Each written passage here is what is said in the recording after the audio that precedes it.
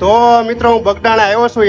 તમને આજે એક વસ્તુ એવી બતાવવાનો છું મિત્રો, જે અત્યાર સુધી ઘણા લોકો છે જેને બતાવી જ નથી, પણ હું તમને બતાવવાનો છું. એ વસ્તુ હું છે નહીં, બજરંગદાસ બાપાની મિત્રો આ જે ગાડી છે વર્ષો જૂની, જે છે ને પાણીથી ચાલતી હતી ને અત્યારે પણ આ ગાડીને છે ને પૂનમના દિવસે ચાલુ કરવામાં આવે છે. આ ગાડી છે ને ગાડીના નંબર જો GJ S6631.